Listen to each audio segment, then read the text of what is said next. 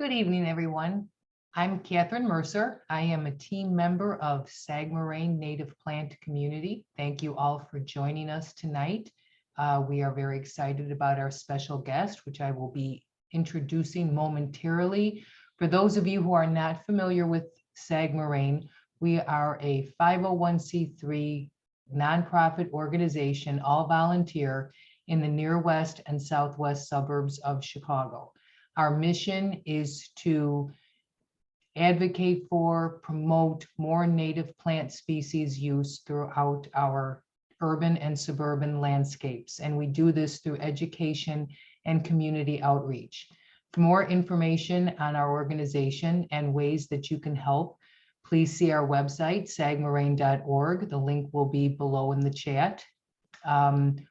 Also keep up to, try to keep up to date with our many events on our website. We have a very active spring and summer ahead. We're doing a number of farmers markets, talks at libraries, talks at park districts.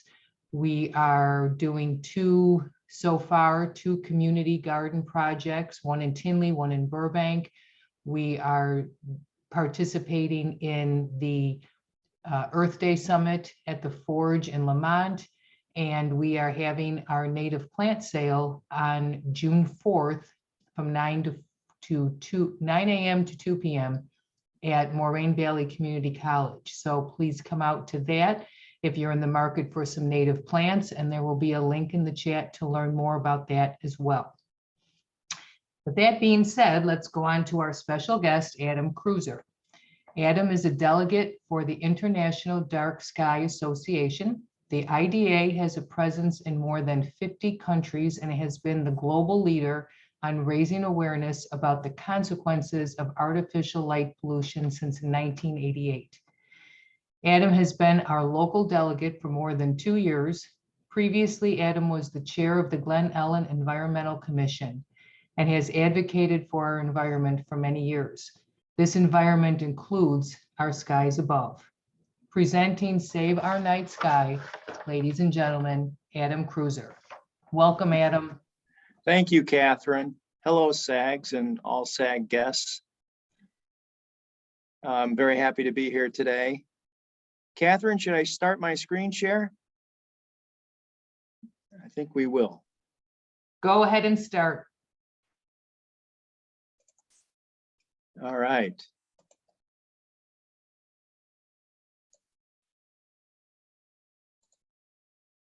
All right, Catherine, can we see that? Looks terrific. Terrific. All right, well, hello again, everybody. My name is Adam Kreuzer, and I am a local delegate with the International Dark Sky Association.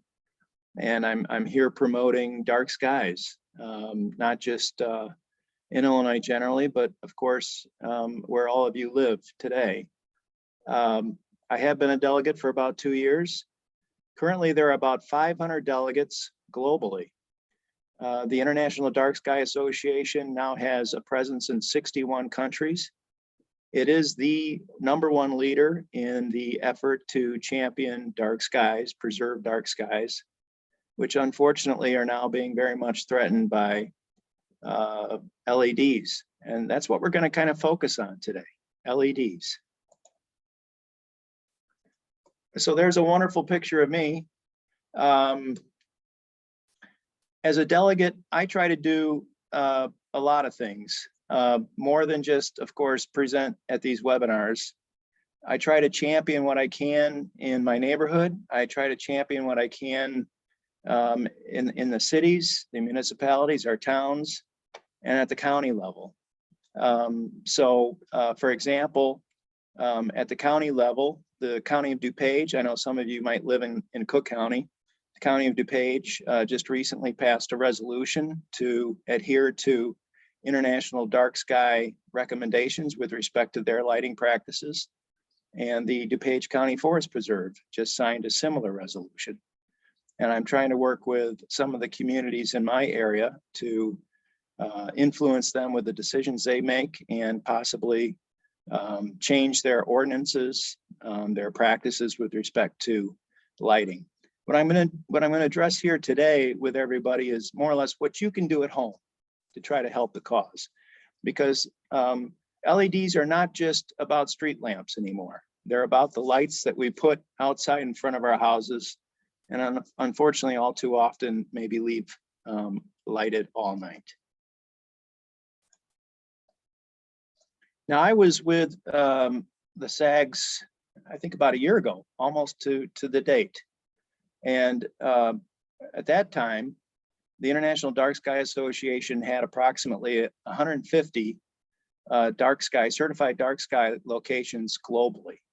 Well, now we've got 191. And one of those is the largest urban dark sky park in the world.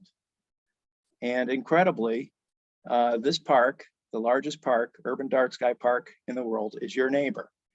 It's part of the Cook County Forest Preserve, and it's the Palos Preserve. So this is a picture of the Palos Preserve at night. And what you can see is that there's no glare coming in from surrounding houses or surrounding buildings. So as part of this now new dark sky park, we're going to be having dark sky parties with the Naperville Astronomical Association, where telescopes are going to be present for everybody to come in on dedicated evenings. And hopefully we're going to have one as early as the night of April 23rd. So tremendous progress here in the city of Chicago. Unfortunately, regardless, we here still have a very, very difficult time finding dark skies. We can't really find dark skies in our area unless we drive about an hour, 2 hours to the west, maybe to the south, maybe to the north. And certainly we're not going to see as many stars as we would like to see unless we go to Utah or Nevada, or maybe Wisconsin and on the lake shore in Michigan. So even though most of us live in urban areas, the statistic remains relevant. Only about 2 people out of 10 on Earth today can actually see the Milky Way. The International Dark Sky Association kind of uses the Milky Way as a marker for the, I guess, the desire to be able to see more stars. We want to be able to see the Milky Way. But unfortunately, only 2 out of 10 people on the Earth can see the Milky Way now. 99% of the US and Europe is now under light polluted skies. I know you can't interact with me, but I'm going to ask the question and I'm going to answer the question. Can anybody guess how many stars we can see with our naked eye if we go outside tonight here in DuPage or Cook County? Let me answer the question. Only about 31, 31, maybe 35. Now at Palos, we might be able to see as many as 4 times that amount, so about 150 stars. Next question, how many stars should we be able to see with our naked eyes? Well, I'm going to answer that question too, about 2,000. So when we go out to Utah or we go out to Wisconsin or whatever, we should be able to see about 2,000 stars. And that's typically what we would be able to see until about 50 years ago. And even more recently with the widespread use of LEDs now about 10 to 5 years ago.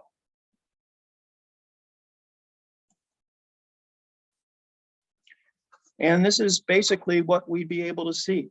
And this certainly isn't 2,000 stars, but it's I'm sure very close to that. This is the Milky Way. The stars that we see outside are all part of our Milky Way galaxy. We are part of the Milky Way galaxy. So the Milky Way that we see in the sky when we're in a truly dark place is a spire of our Milky Way, okay? So everything we see is part of our Milky Way. We don't see other systems.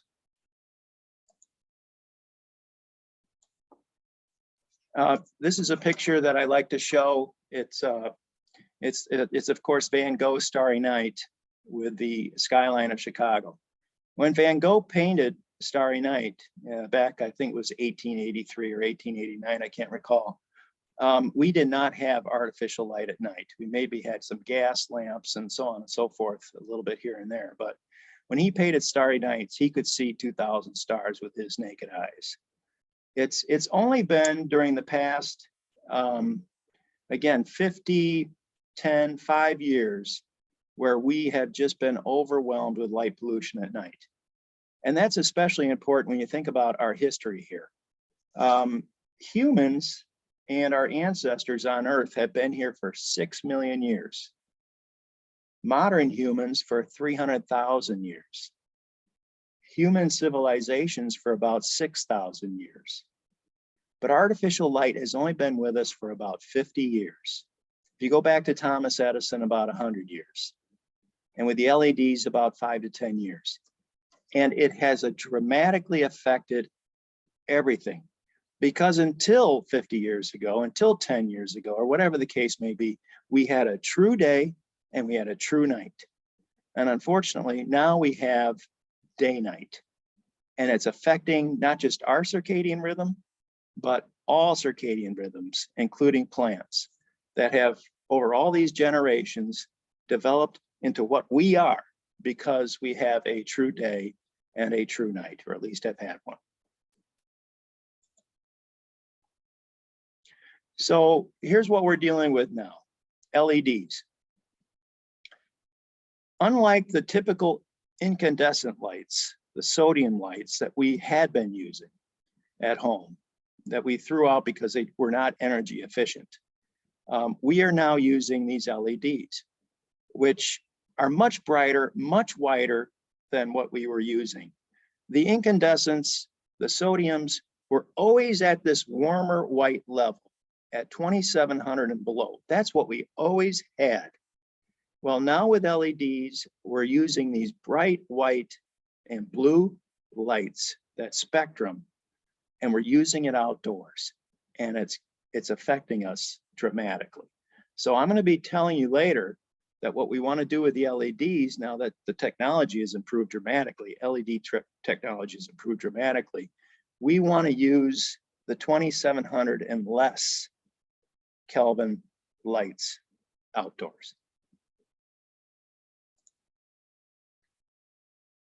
The reason I joined the International Dark Sky Association has a lot to do with this slide.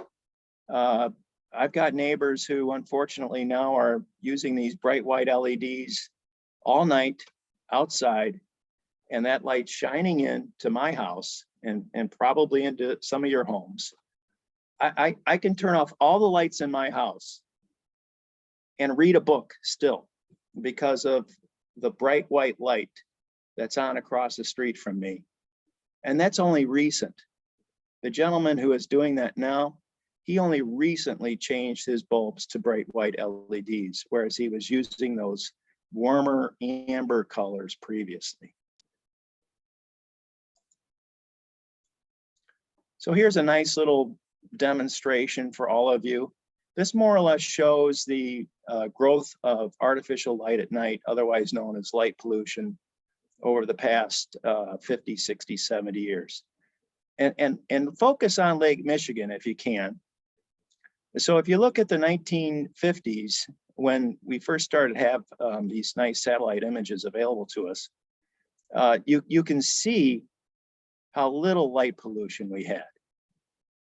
Look how it's exploded across the entire United States, and where it's going to be only 3 years from now.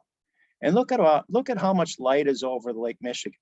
There isn't a light bulb on Lake Michigan unless you go to Beaver Island maybe, and even then there aren't that many. What you're seeing is sky glow. So not only is that light on our property, right, lighting our sidewalk, our stoop, or whatever the case, but unfortunately, because we're not properly shielding those lights, that light is going up into the air, it's getting caught in the atmosphere, and it's exploding across the sky. So you see it every night. Well, that's sky glow. And that's why we have light pollution over Lake Michigan now. And during a cloudy evening, it's even worse. On a cloudy night, we're almost blanketed in light. So what is light pollution? From the International Dark Sky Association, it basically comes in 3 forms. Sky glow. All right, to the left, we can see a little bit more of the Milky Way. We can see some stars, but at the right, we see the sky glow. And that's, of course, what we have here. That's why we can't see the stars for the most part, other than glare in our eyes. Here we can see sky glow over the city of Chicago. Now, the city of Chicago just changed to LEDs. I don't know how many of you know that, They've gone to 3000 Kelvin, which is a bright white, way too much white light, way too much blue light, which again affects us in our wildlife friends. And in addition to that, they're way too bright. But regardless, that's what they chose to do. And at least it's not 4000 or 5000 Kelvin or something more bright.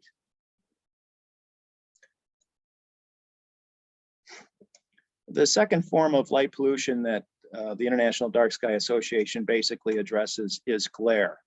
And that's what we have on the ground, and it affects us dramatically, especially with our safety, our security. So we've got this light that's shining in our eyes, and it's with us everywhere, not just on the porches where we live, but also with the automobiles now with the bright lights.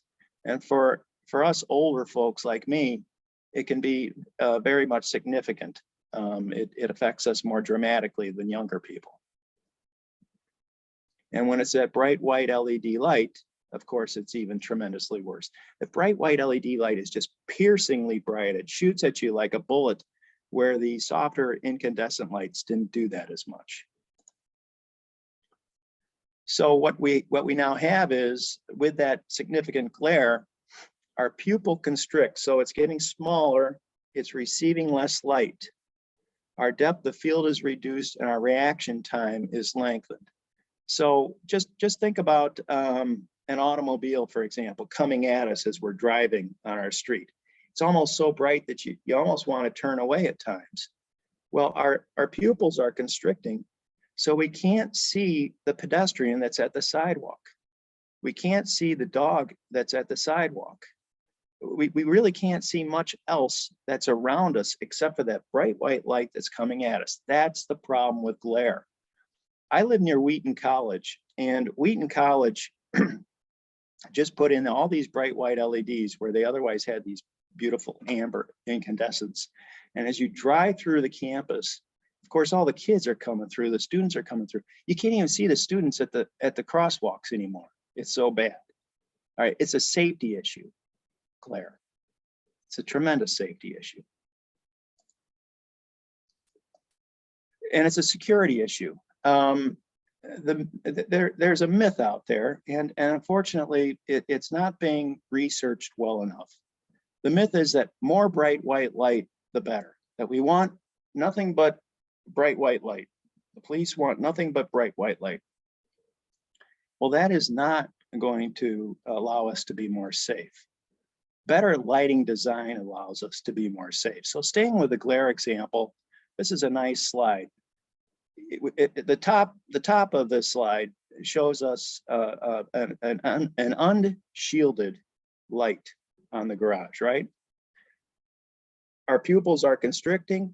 We can't see what's around us. All we can see is that bright white light.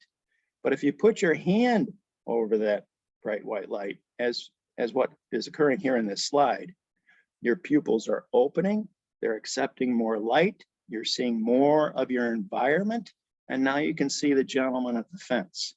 And I encourage all of you to kind of do this yourselves. See how your eyes react to the dark. You will actually find that you can see better, and you'll be able to see more of your environment, including potentially who's outside your home, instead of just looking at those glaring, unshielded white lights that are on your garage. And the last example of light pollution is light trespass, similar to that initial slide that we saw. Light trespass is becoming a significant problem. It's not being shielded, it's shining in our houses, it's shining on the bird's nest, the robin's nest. They're as much confronted with this as anybody else. It's affecting our wildlife friends, it's affecting predation, it's affecting our plants. It's becoming a huge problem. So let's talk about those consequences. The first consequence, of course, is energy waste. We want to install LEDs. They burn a sixth of what the typical normal bulb would burn from the perspective of energy.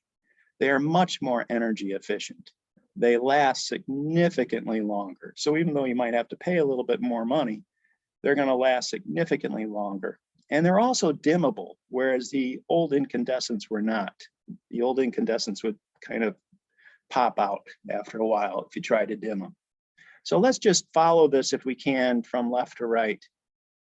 And this is just about residential light. Doesn't involve commercial, industrial, municipal, or anything else. Statistically, about 13% of residential electricity use in the US is for outdoor lighting. That's a lot. About 35% of that is wasted. Now, I think it's more than that, okay? Because I just don't think we need to use our lights as much as we do. But regardless, about 35% of that is wasted because we're not shielding it. We're not aiming it well. We're keeping those lights on. We've got too many lights, whatever the case may be. That's a lot of energy. If you look at it from the context of fossil fuels, all that wasted energy ultimately is contributing dramatically to climate change. Every time we keep a bulb on outside, when we're not otherwise outside, or we're in bed, or we're keeping too many bulbs outside, or we're shining them up at our house all day, all night, or whatever the case is, we are using energy. We are burning fossil fuels. We are contributing to climate change, which of course is a tremendous problem. Annually, we need about 6 million trees to be planted to offset the wasted energy and the use of carbon monoxide that we would otherwise not use if we would be more careful with the lights that we use outdoors. That's about $10 per person. Human health. There are a lot of studies going on right now about the effect of this bright white blue light on human health. Why is it important? Well, some of you might have heard of this hormone, melatonin.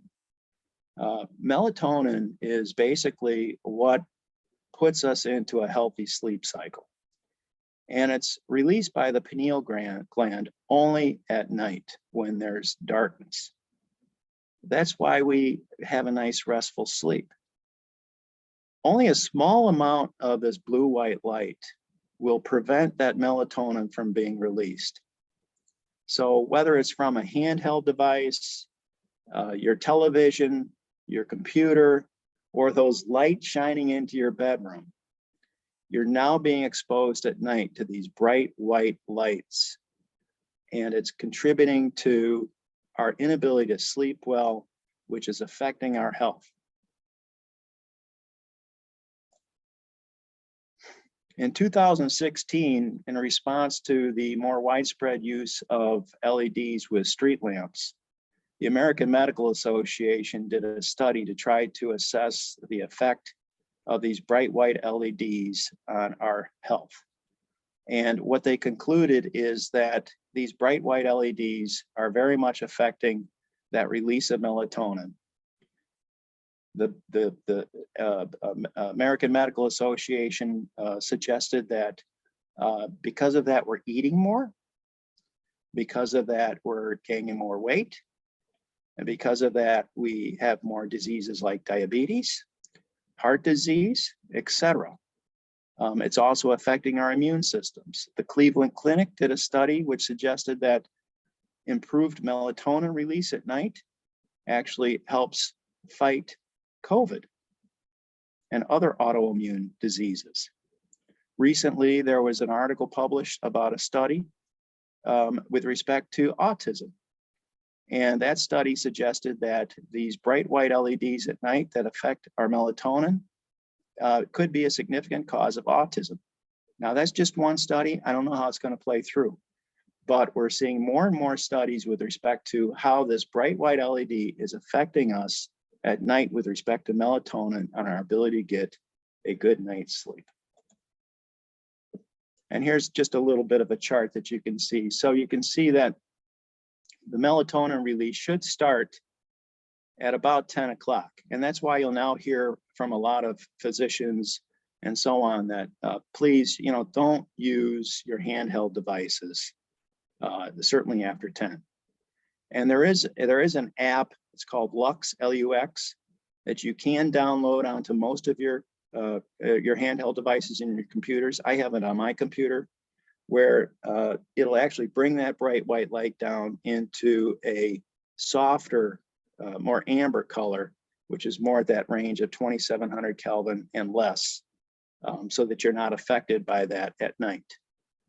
And you can see that we want to have that restorative sleep, that deep sleep, that REM sleep, waking up well at 6 a.m. when our melatonin release stops.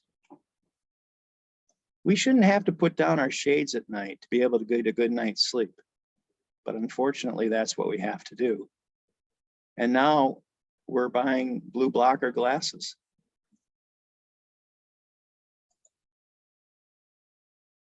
Ecological impacts, there are many. There are so many studies now that are being done with respect to how these bright white LEDs are affecting our wildlife friends. Remember, they're not humans. They don't adapt. They don't have blue blocker glasses. They don't have shades at night that they can put down. They're dependent on being able to see the stars at night for navigation. All right, they're dependent on darkness to be able to do what they do at night. Most animals are nocturnal.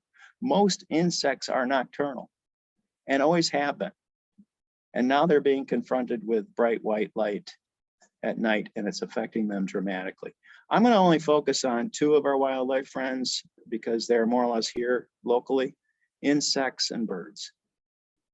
I'm sure some of you have heard about the turtle crises with respect to the turtles now seeing the bright white light across the street as compared to in the ocean. So they're crossing the street and getting crushed by cars as compared to getting into the ocean and swimming off to live a long, healthy life. So with moths,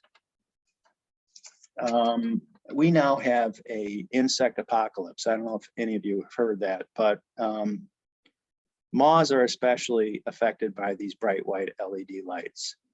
So they circle these bright white LED lights, they tire and they die, or they're subject to predation. What we would prefer with respect to our moths is that they're pollinating. Moths are a significant pollinator. So I know your group, for example, is very much concerned about your native plants. Well, you want pollinators. We know the bees. We're always fighting to, of course, save the bees. But our moths are what's pollinating at night.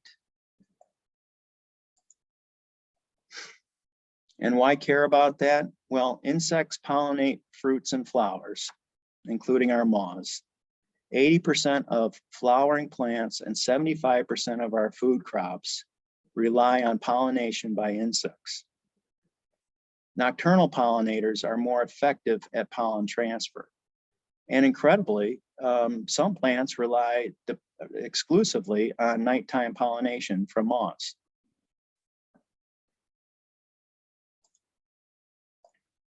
And of course, insects are a primary food source for many animals. And I'll go to the next slide that'll show you that. Some of you may have watched the Doug Talamy webinar recently. He wrote Nature's Best Hope. What you probably heard from him, apart from the importance of the keystone plants and oak trees especially, is that birds, for the most part, especially the fledglings, rely on insects for their diet. The fledglings, for the most part, eat only caterpillars. And for the most part, most of that is caterpillars that, of course, ultimately end up being our beautiful moths. So with fewer moths, there's less food for the birds, and of course, less food for the fledglings that rely pretty much exclusively on caterpillars. And insects play a major role in decomposition. We rely on them to decompose, of course, not just our plants and so on and so forth, but much of the natural waste that we have in our environment. So moths are bird food. turn off the lights because nighttime lights kill moths. It's very important. It's all a cycle of life. But there's another reason to be concerned about light pollution when it comes to birds. And I'm sure a lot of you have heard of this because it's been in the news quite a bit lately. Our birds migrate, most birds migrate twice a year. They migrate during our spring and during our fall. Millions and millions, hundreds of millions of birds can be migrating throughout the world during any given evening. A lot of birds migrate through this area. The Chicagoland area and up through the lakes area is a major path for birds migrating both during the spring and coming back during the fall. Chicago is the #1 hazardous location for migrating birds in the world. About 600,000 to 1 million birds die annually because of collisions with buildings, lighted buildings. That's fatalities. Many birds just tire and they end up on the street like this young fellow. Some of them don't survive. Some of them fortunately do because of tremendous groups like the Chicago Bird Collision Monitors Group that goes out almost every morning during migration season and picks up these birds that survive these collisions with the buildings, or simply, from them being tired from circling the buildings. These birds should be otherwise way up in the sky migrating. They fuel during the day and they fly during the night. And they fly, as you know, hundreds and hundreds and hundreds of miles. So when they're brought out of their migration path by these bright white lights, it's affecting them dramatically. Some of them just don't survive the trip because of these lights. So here you can see a nice little slide that basically describes what I just said.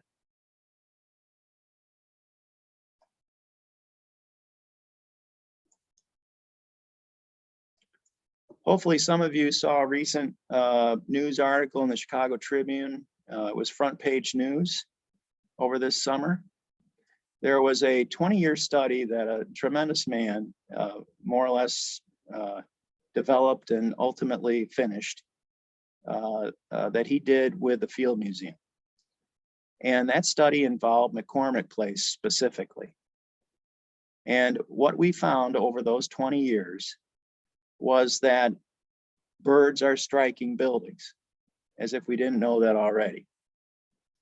Well, what we also found was that when those lights are off at the McCormick Place, and they didn't turn them off to save birds, they turned them off for other reasons, as many as 60 to 80% less birds died. In other words, there were 60 to 80% less fatalities at the McCormick Place.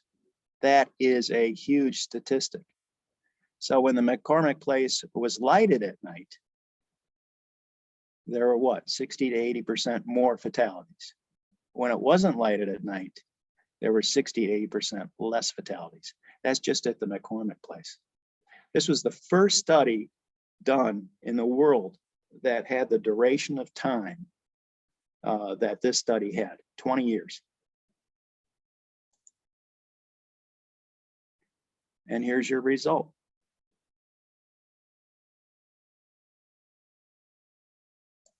We have an insect apocalypse. We have a bird apocalypse right now. Incredibly, too much bright white light outdoors at night also affects our plants. Plants too have the circadian rhythm, just like the rest of us. So here's an interesting slide. Now, can anybody notice where the green is as far as these soybeans are concerned? It's underneath those artificial lights. The rest of the field is past its growth period. It's more or less moving on to its wintering stage in its life. But these bright lights are keeping a lot of these plants into more or less what they would be during the summer, because of course they're under those bright white lights. So their circadian rhythm is being affected. You can see here from this chart that plants are affected in a lot of different ways. I think you'll find that if you have too much bright white light under your plants, maybe you find this at home if you're doing some hydroponics or whatever the case may be, there are consequences. With tomato plants, what I have found is that they basically, there's just so much growth, they're just everywhere. But they're not productive, they're not fruiting well. Plants need a nighttime too.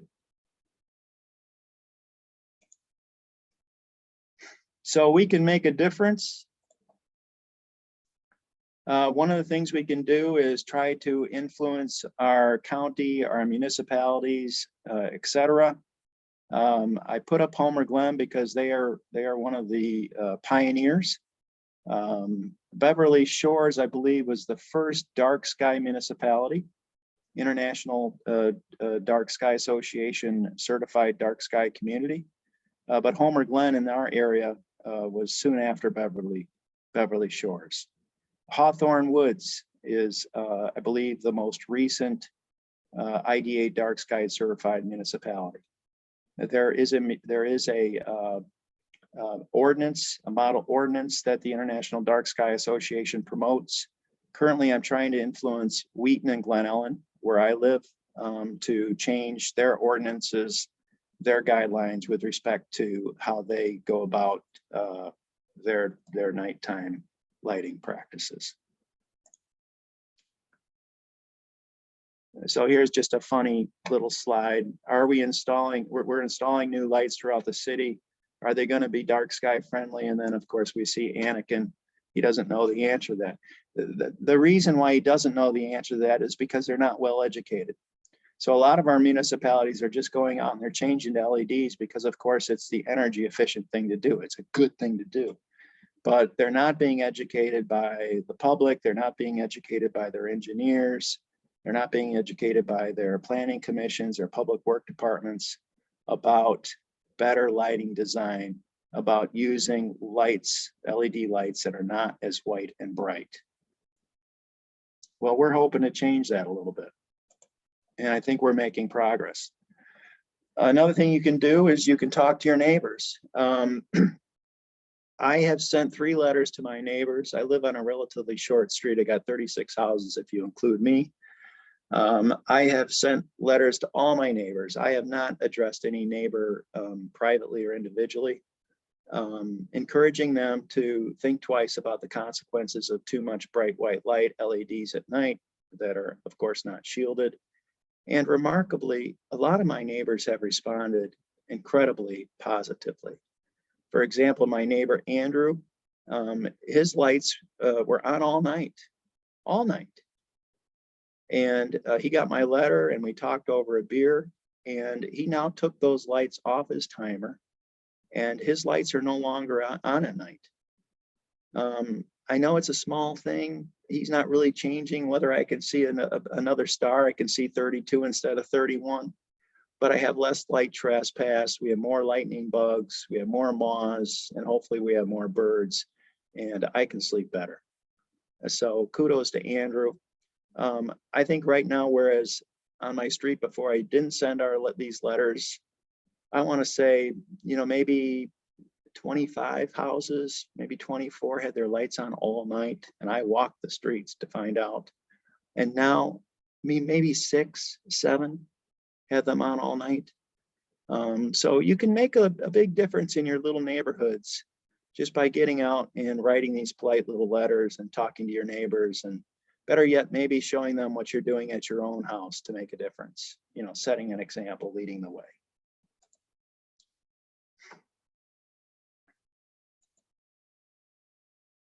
So let's talk about what we can do at our own homes.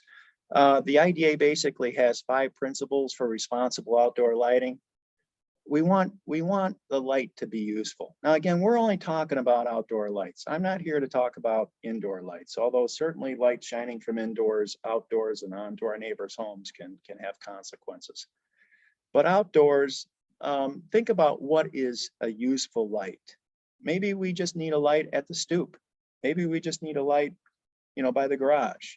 Maybe we need a light somewhere specific because it helps us feel more secure, even though we may not be more secure. But we want to think about what lights do we truly need outside.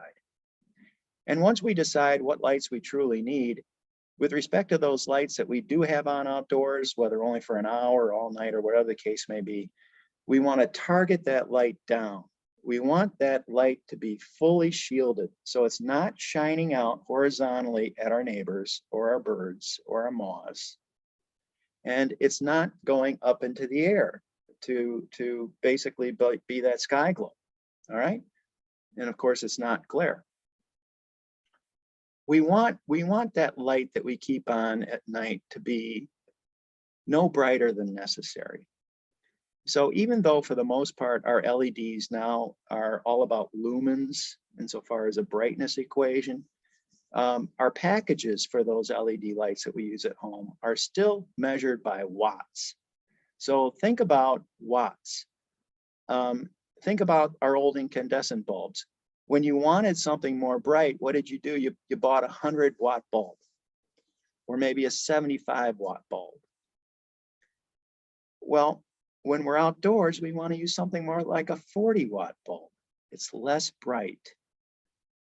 So when you think about what bulbs you want to buy for your outdoors, think about less bright in watts and less bright in lumens. We want to stay at about a 450 lumen, which is about a 40-watt equivalent. Those lights can be controlled. So let's say we're concerned about security. It could be on a motion sensor. And with these LEDs now, they are dimmable. So if you have the technology at your house, and some of us do, if you want to leave a light on all night or whatever the case may be, it can automatically be dimmed 50, 60, 70%. And this is especially true with our commercial businesses and our municipalities and things of that nature. And then lastly, as I've been rambling on about during this entire webinar, it's all about color. We want that more amber color, which is more of a 2700 Kelvin warm, soft white, as compared to that bright white light that we see all too often, which is a 3000 Kelvin, a 4000 Kelvin, a 5000 Kelvin. 5000 Kelvin is a daylight bulb. It simulates day at night. And incredibly, we're using them outside. You can perform surgery with these bulbs. They may be great for the garage, they may be great for the basement, but we should try our best to avoid using anything more than a 2700 Kelvin bulb outside.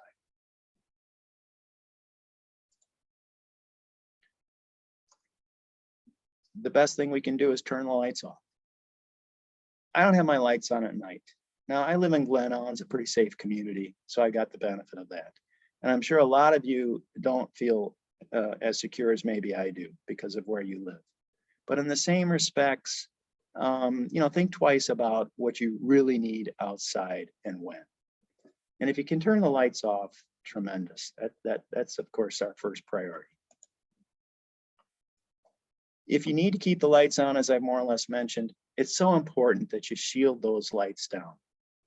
So you can see here that on the left, we've got kind of those globe lamps that we see that we've always had. Well, if we change that bulb from an amber incandescent that we used to have in that fixture to a bright white light, well, we've got such a more significant situation with respect to the light that we're sharing with everybody else, okay?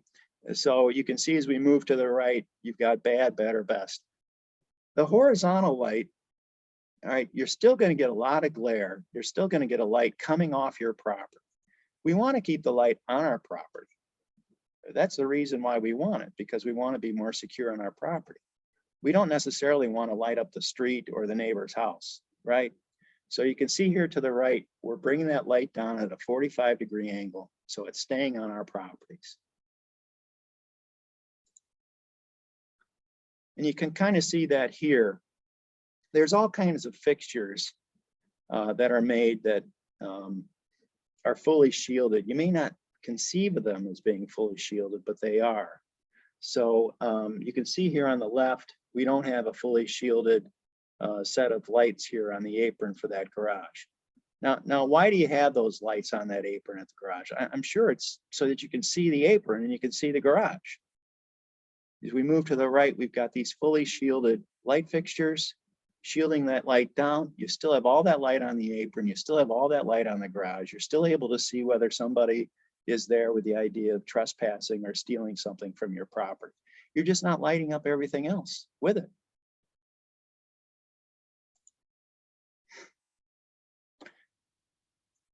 International dark sky compliant fixtures are everywhere.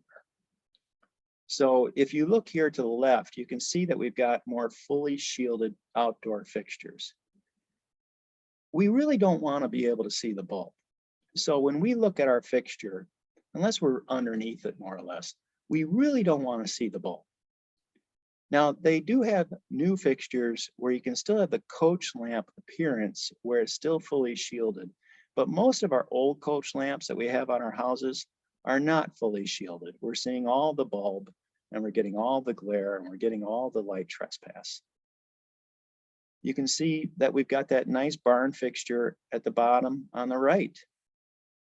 A lot of these dark sky compliant fixtures for our outside are they're incredibly beautiful.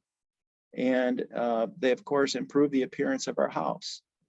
If you go to the International Dark Sky Association website, www.darksky.org, I believe, you can actually see hundreds of dark sky compliant fixtures, many of which you can buy locally. You can order a dark sky fixture directly from the IDA website. Typically, they come from, in our area at least, Home Depot, and those will be delivered to your house directly. So it's so easy to just find those at the International Dark Sky Association website. And you can see that most of these fixtures are basically the same price as any other fixture that you're going to buy. So price is not a consideration, shouldn't be a deterrent. Here's some examples of some of the newer fully shielded light fixtures that are now available because of the new technology that we have. Hundreds of choices, everybody, hundreds. So let's talk about the color real quick. This is a good demonstration. You can see the 2700 that I've been talking about. We want to stay with that more soft white. 3000, okay, but still too bright, still too much blue-white light that's affecting our circadian rhythm. And you can see we moved to the 4500 in the daylight bulbs. And incredibly, cities are installing these 4,000, 5,000 LED bulbs outside with their street lamps because they're not educated. Here's a nice little example too. We want to stay down here. We want to stay down here with our bulbs outside. And here's some packaging. If you go to Home Depot, this is what you're going to find. Basically, they have these EcoSmart bulbs for the most part. And they're going to have it in three formats. You're going to have the daylight bulb, which is the 5000 surgically bright white light bulb with a high brightness level. You're going to have the bright white bulb, which is a 3000 Kelvin with still way too much bright white light. Here at an 8000 lumen brightness, again, way too much. And then you have the soft white at the top, the best one, which is that 2700 Kelvin, which is what we want to try to focus on insofar as what we've got more or less commercially available to us. Now, still too much brightness here. Some of you may want that brightness, but sincerely, don't go more than 800 lumens, which is a 60 watt, as you can see. So for most of us, commercially available bulb, this is what we want to use. You'll see here it's that soft white. It's at 40 watt, and the brightness level is about 460. Now this is what I have on my house. I have the dark sky compliant fixtures that cost me maybe $30 a piece. Now, fortunately, my neighbor is an electrician, so he installed them for me. And I've got these bulbs. Anybody that comes by my house, when I have these lights on the front porch, on the side porch, and 3 on the garage, will tell you that they're very comfortable and they would not have any concerns whatsoever with security at my house. It lights everything that needs to be lit.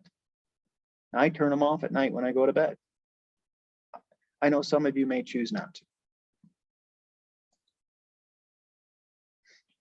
Now with the technology improving even more, what you're going to see more are these beautiful amber colors with your LED light choices. This is a 2000.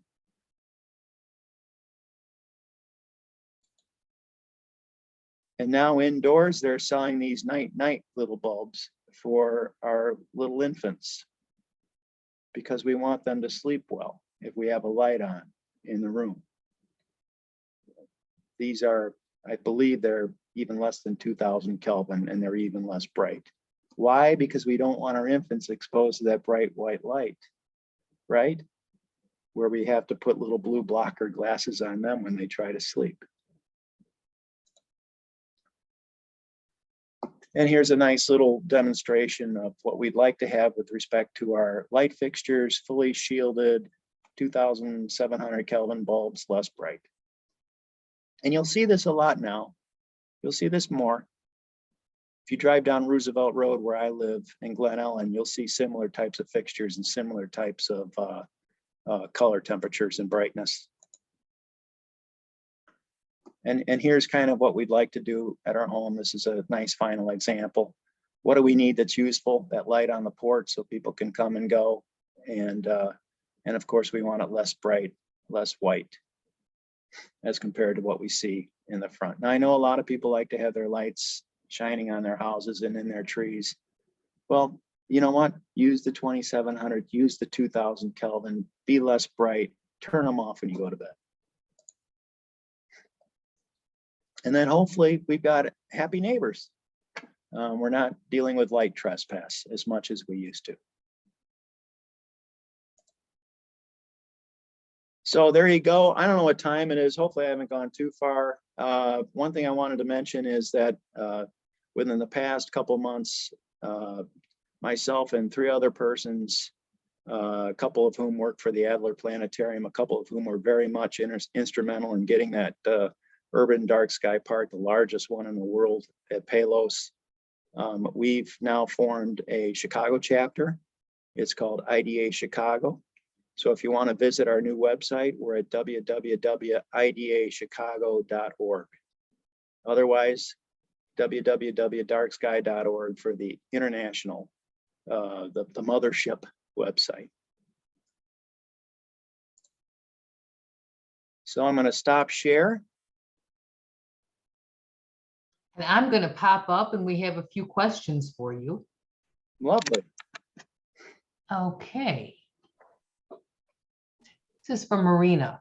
Previously, I had read that you should use yellow lights outside when you need them to not attract and kill insects. Is this not correct? You had mentioned that we should use LED lights that are 2700K or lower. I just checked my in-home light bulbs and they are 2700K. We chose them because they have better color rendition and are easier on our eyes than whiter, higher K bulbs. Can I use these bulbs outside? Is there an advantage to using lower K bulbs? We pretty much went over that, but when we're looking at, is yellow better than even, soft white? Absolutely. But the problem had been that there were not good yellow sources with LED lights. Mm-hmm. So the old lights that we were using that were yellow were the incandescents, which of course use so much more energy, burn more fossil fuels, contribute more to climate change, global warming. The good news is, like we saw with these last couple slides, is that with the advances in LED technology, we now have solid, good yellow amber choices for outdoors. In my house, I don't have a bulb that's more than 2700. So indoors, I use 2700 and sometimes, depending on the fixture, 2000. So I'm bringing that. remember the incandescents were always 2700 or less. It's only these bright white LEDs that have really changed what we're dealing with over these past 5-10 years. So yes. I have a good, is it my imagination or my aging eyes, but are headlights in cars brighter than they ever used to be too? They are. Okay. They absolutely are. I don't know what ultimately, incredibly, there are no national standards on lights in any circumstance, whatever, outdoors, including automobiles. And arguably, these bright white lights that we're being exposed to by these newer automobiles, again, we're confronted with this horrible glare. In my opinion, and I think in many people's opinions, it's a safety hazard. It's a real problem. Now, with some of these cars, we're now getting lights that are smart lights. So you only have one light on at a time, or the light's going to change direction. So we expect to see some advancements, but yes, Catherine, it's a real problem. So when I drive at night and I say, oh, I can't see, the lights are so glary, it's not my age, it's the bulbs. It's the bulbs for the most part, absolutely. Yeah, now your age is probably playing some. Good to know. Yeah. You made me feel better there. I've read that red lights are better for birds and insects because they don't see that color. Is this true? Correct. Unfortunately, not too many people want red lights. But in a perfect world, we would have just red lights outside. It's the color spectrum. It's the spectrum of light that we can see. Right. Okay. It's the blue-white light that is now so pervasive with our LEDs that's affecting our circadian rhythm. The amber lights are not affecting our circadian rhythm. The red lights will not affect our circadian rhythm. All right. So apart from the fact that there's just more glare and more sky glow and what have you, we now have this problem with our circadian rhythm because of these bright white blue lights that are basically daylight at night. Pretty much everybody I know takes melatonin now because we probably just don't produce enough, probably largely because we're looking at screens all the time. Yeah, now we shouldn't need to do that. All right. But yes, many people, my wife takes melatonin every night and she swears by it. I don't, because I'm just not, I don't, whatever. Okay. But yes, what we're finding is that melatonin is such a tremendously important hormone for us. So a lot of research is being done about the consequences of having less release of our melatonin. Of course, the benefits of having the melatonin, and so on and so forth. So, is there a way to paint bulbs yellow? Well, that's basically what you're doing with LEDs now. So it's not so much the energy itself, it's how the bulb is coated. But as far as painting your own bulbs, I'm not sure. Maybe. I'm not sure if that works if you just take a paintbrush to your bulb. But you don't have to, because now you've got good choices with amber LED bulbs that are coated. Wonderful. Helen asks, are there any dark sky areas in Will County like the Palos Preserves in Cook County? Oh, I'm sure there is. I'm sure Will County, if you think about the county itself and where all of the municipalities are in Will County, I would think Will County has more dark places. It's just more rural, whereas Cook County is not. So if you look at a light pollution map, and that's something everybody can do. I think it's www.lightpollution.com or something like that. It'll actually allow you to be able to see the level of light pollution, from above throughout the world. So you can come down to Cook County, for example, and you'll see that that beautiful 6,600 acres that's part of the Palos Preserve is about as dark as you're going to get in Cook County. Mm-hmm. And that's why it's now an urban dark sky park. So you'll see similar things in Will County, and as you move out west to Kendall County, and of course out toward the Mississippi River. So yes, I would think you're going to, but there's not a certified dark sky park in Will County. I believe the other dark sky park in Illinois is Middle Fork. And I think you got to get down, I don't recall where specifically that is. That might be in Kankakee.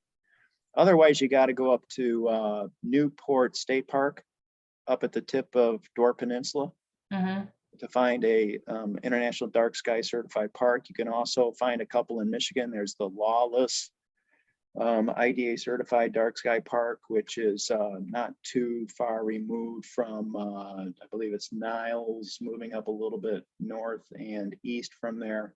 And then you can go up to Headlands, which is basically right at the top of the Lower Peninsula. Those are both dark sky certified parks. You can go to Voyager up in Minnesota. Those are local. And Helen, if you're interested, Adam mentioned the Naperville Astronomical Club or Society, and I've been to their events, and they're in, they meet regularly in Will County, Naperville area, and they're going to be at your event on the 23rd. Or you could reach out to them. I'm sure that I believe they have a website, and they know all the, believe me, they know all the dark sky places because they travel around looking for, Right. yeah. Even if it's not considered, even if it's not a certified one, they're going to know all the good places for viewing in Will County. Yeah, we're collaborating with the Naperville Astronomical Association quite a bit now. I presented to them with Ken Walsick from the Adler Planetarium about 2 months ago, and they're completely on board with trying to address light pollution.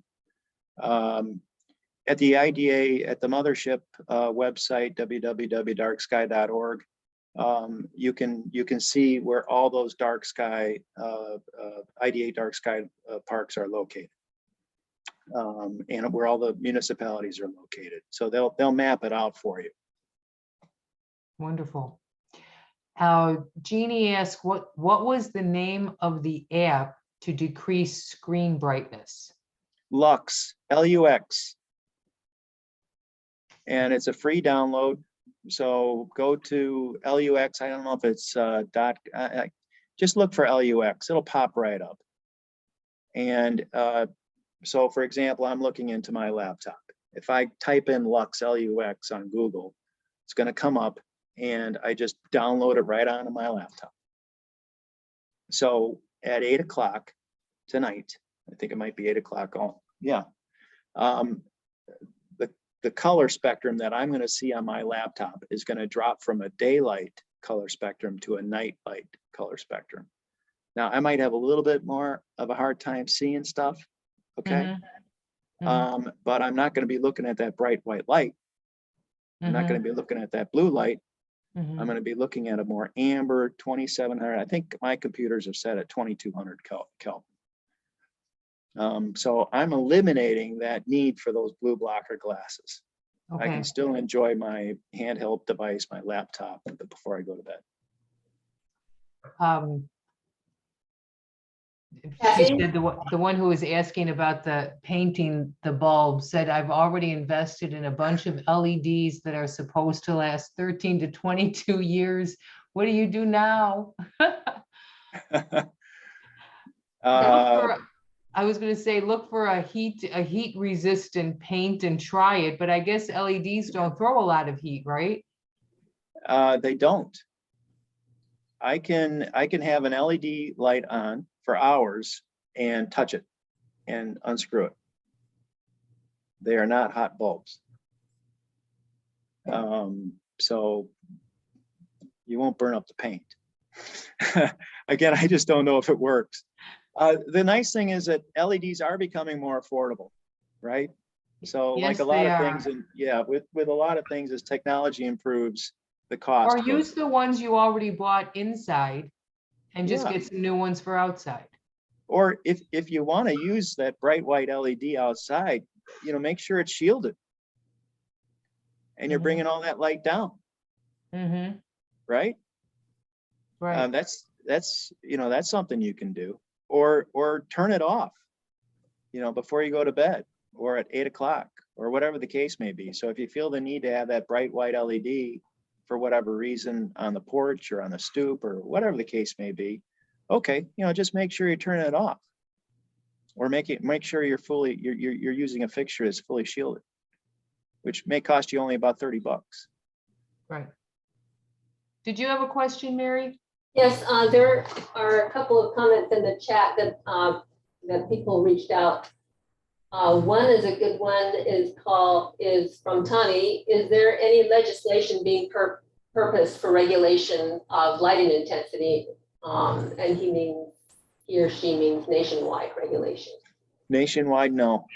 In Illinois, they recently passed, I think it's the Bird Building Safe Buildings Act, Safe Bird Buildings Act, or something to that effect, that just recently passed, which is specific to only government buildings, municipal buildings, federal buildings, state buildings, and deals specifically with how we design buildings so that we don't have as many bird collisions. And there's that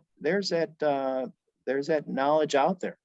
Architects are becoming more aware of it, engineers are becoming more aware of it, but it seems to be more focused on how we build our buildings.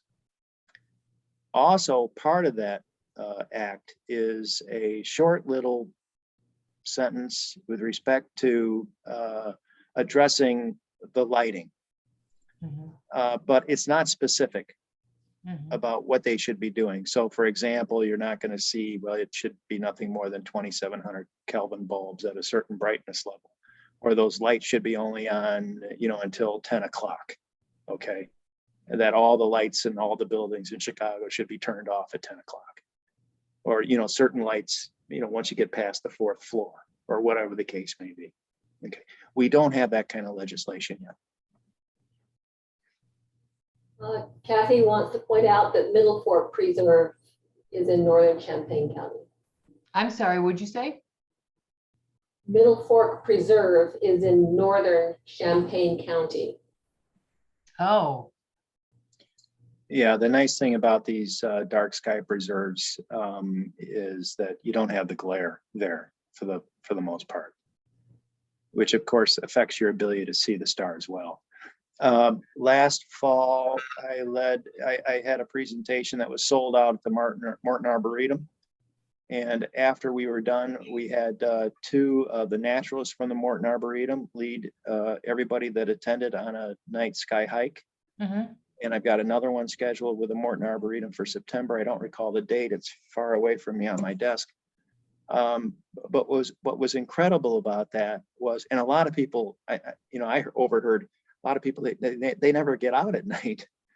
A lot of people don't even come out of their house to look at the stars at night for whatever reason. But it was incredible. Once about 10, 15 minutes passed, and our eyes began to, accept more light, and our pupils were less dilated. Unbelievable what you could see, without the benefit of a light bulb. People were very excited when they had that opportunity to be able to let their eyes naturally adjust so that you could see naturally, without the benefit of a light bulb, where you were and the rest of everything else around you. You could pick up trees and birds and things of that nature so much better by not having that glare entering your eye and constricting your pupils. So we're going to have a similar event at Morton Arboretum in September. If anybody wants to go to the Morton Arboretum site, I don't know if they've got it posted yet, but tickets for that should be on sale soon. And that would be your organization would be hosting that, or Morton Arboretum? What would it be? Morton Arboretum hosts it. So all the registrations will be going through the Morton Arboretum. And what is the event called if people want to look it up on the website? Basically Adam Kreuzer with International Dark Sky Association light pollution presentation with Mhm. night sky hike after. Great. And I'm starting to do that a little bit more. I'm going to be doing that for the College of DuPage in April. It's a lot of fun. I'd love that. Yeah, and We hopefully we're going have to be you doing. out to do one in Palos, or of course the Palos Preserve that you said the Forest Preserve District is going to be doing those. Yes, so the first one, I don't know if I mentioned it already, I probably did, is going to be, I think, did I say April. April 22nd, April 23rd. Mhm. Yeah, so the Naperville Astronomical Association will be out there, maybe the Chicago Astronomical Association, so there will be telescopes. The Palos Preserve is not otherwise open during the night. Right. And I expect that there are going to be many other events. So this will be something that might occur 3-4 times during the year, and hopefully for many years to come. And what is it when you look outside at night and it almost looks like it's daylight? You'll have white clouds, but is it because we have so much light pollution that's reflecting back off those clouds where it almost seems Exactly. like daylight? Yep. Okay. Yep. It's reflecting off the clouds. It's in the clouds. It's part of the atmosphere. But yes. And Yeah. when you were, if anybody would like to contact their towns, their suburbs and ask them to make some changes, where was that list that you talked about of what would we be asking, the checklist of what would we be asking our municipalities to do? Where was that? Well, you can go to the mothership website, www.darksky.org, and they have sample ordinances. And they also have a lot of educational material. So anybody who wants to spend a solid rock hour on that site will learn everything they need to know. You can also reach out to me. So my personal email address is Adam it's Kreuzer, Kreuzer 351 @gmail. So if any one of you have any questions about how can you make a difference with your municipalities, again, Kreuzer 351 @gmail.com. I do try to help. The reason I'm now involved with Wheaton is because people approach me and ask me to help. All right. So, but for the most part, you just want to influence your municipalities to think twice about shielding, color, right? Instead of 4,000 or 5,000 or 3,000, think 2,700 or less, and bring that brightness level down. Put them on timers, put them on dimmers. It's really a simple situation when you think about it. It's like that slide I showed you with the 5, principles. It's about education. So you want to do what you can to approach your environmental commissions if you've got one. Right? Go to your environmental commission meeting and tell them, you know what, I'm concerned about light pollution. What can we do about it? What are you doing about it, environmental commission? Yeah, Okay. I'll be looking that up, and I may be reaching out to you because we reach out to municipalities a lot in regards to trying to incorporate native plants and so on. And we were doing projects with some environmental commissions. And so I would like to kind of put that on our list of topics that we can, since we're talking with them anyway, to discuss that as well. Yeah, when you think about it, you're spending a lot of time and effort and money to try to get the right plants, the native plants that, of course, affect the entire environment here, our biodiversity. We want all the pollinators we can possibly get to pollinate those beautiful plants that we're spending a lot of money on. But, we're affecting our nocturnal pollinators by what we do with our outdoor lighting. And there's a study that was published by the Xerces Society, Catherine, I think you're aware of that group, basically that said the bright white lights, if you have them at home, those moths are, of course, attracted to that.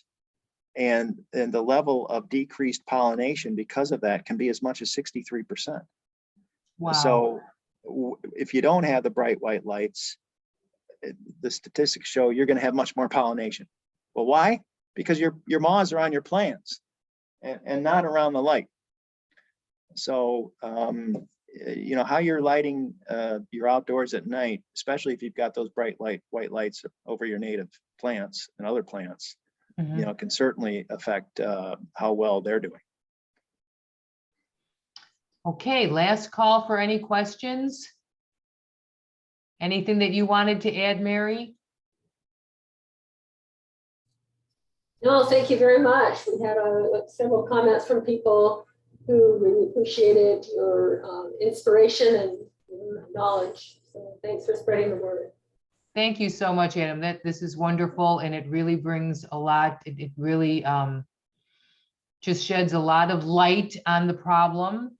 And thank you for all you're doing out there, trying to educate the public and our leaders.